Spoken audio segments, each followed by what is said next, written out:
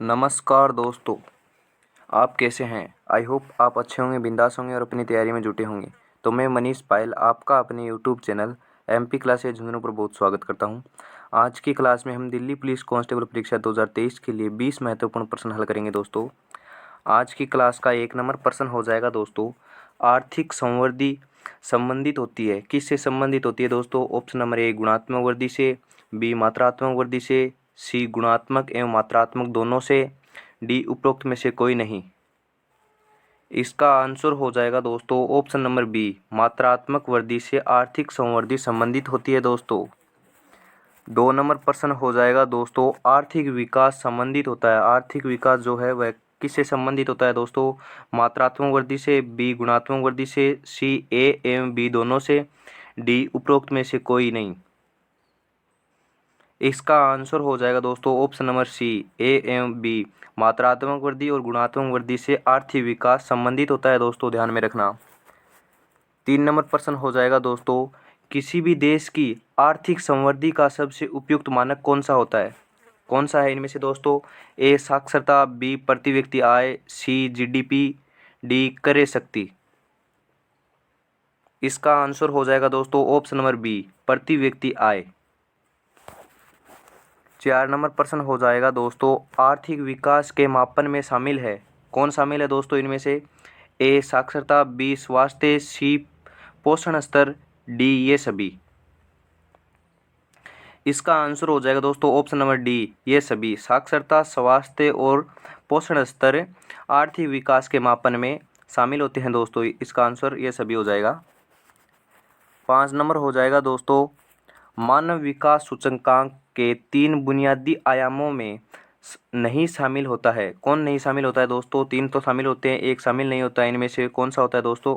ए स्वास्थ्य, बी शिक्षा, सी व्यापार, डी आय स्तर।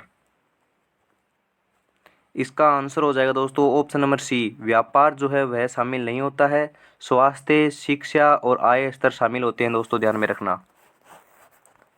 6 नंबर प्रश्न हो जाएगा दोस्तों, एक देश का वस्तु एवं परिसंपत्तियों की भुगतान लेखा शेष विश्व के साथ कहलाता है, क्या कहलाता है दोस्तों? ए पूंजी राशि, बी चालू राशि, सी भुगतान संतुलन, डी व्यापार संतुलन। इसका आंसर हो जाएगा दोस्तों ऑप्शन नंबर सी, भुगतान संतुलन कहलाता है दोस्तों, ध्यान में रखना। 7 नंबर प्रश्न हो जाएगा दोस्तों, भारत में राष्ट्रीय आय की गणना करता है, कौन करता है दोस्तों इनमें से? ए श्रम एवं रोजगार मंत्रालय, बी केंद्रीय सांख्यिकी संगठन, सी वित्त मंत्रालय का आर्थिक विभाग, डी उपरोक्त में से कोई नहीं। इसका आंसर हो जाएगा दोस्तों ऑप्शन नंबर बी, केंद्रीय सांख्यिकी संगठन।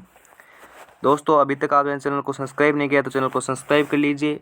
आपको परीक्षा तक 20 महत्वपूर्ण प्रश्न रोज देखने को मिलेंगे। महत्वपूर्ण प्रश्न है दोस्तों, अब की बार परीक्षा में ज़रूर आएंगे। अभी तक क्लास को लाइक नहीं किया तो दोस्तों क्लास को लाइक भी कर दो। आगे चलते हैं 8 नंबर प्रश्न के साथ दोस्तों, राष्ट्रीय आय के आंकलन की विधि है। आंकलन की विधि कौन सी है दोस्तों इनमें से? ए उत्पादन विधि, बी आय विधि, सी व्यय विधि, डी ये सभी। इसका आंसर हो जाएगा दोस्तों ऑप्शन नंबर डी, ये सभी हैं दोस्तों। उत्पादन विधि है, आय विधि है या व्यय विधि है, तीनों राष्ट्रीय आय के आंकलन की विधियां हैं दोस्तों, ध्यान में रखना। 9 नंबर प्रश्न हो जाएगा दोस्तों, विदेशों में उत्पादित वस्तुओं एवं सेवाओं के मूल्य को शामिल किया जाता है। ए राष्ट्रीय आय में, बी जीडीपी में, सी शुद्ध घरेलू उत्पाद में, डी सरकार की आय में। किन में शामिल किया जाता है दोस्तों? इसका आंसर हो जाएगा दोस्तों ऑप्शन नंबर ए, राष्ट्रीय आय में शामिल किया जाता है दोस्तों।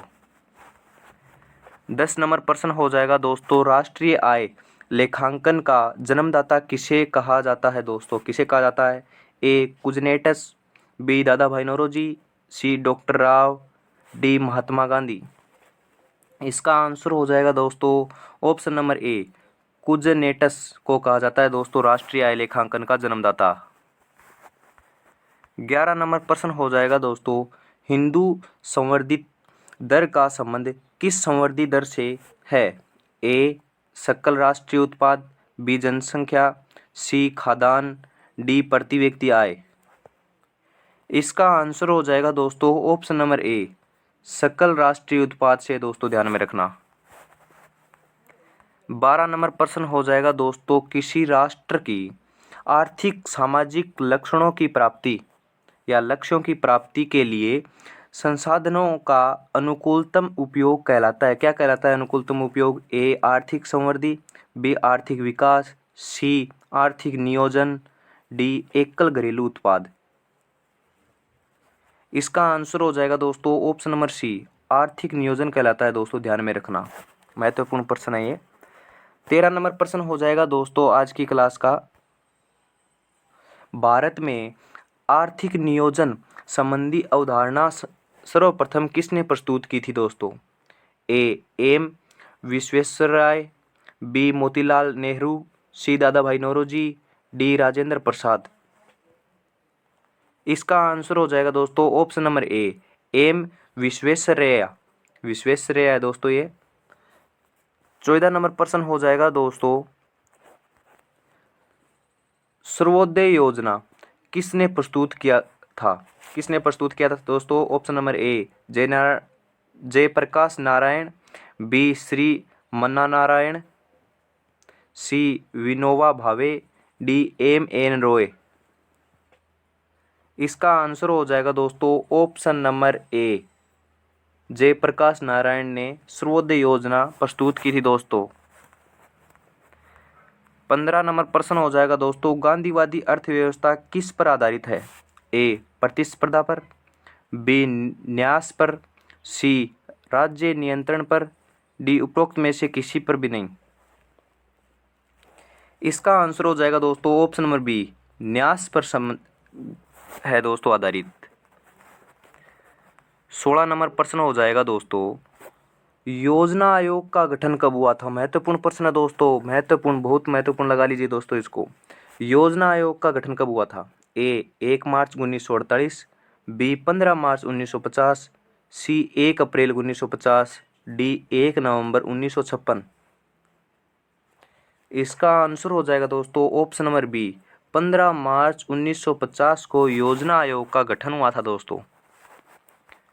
17 नंबर प्रश्न हो जाएगा दोस्तों, कौन सी योजना महाल नोबिस मॉडल पर आधारित है?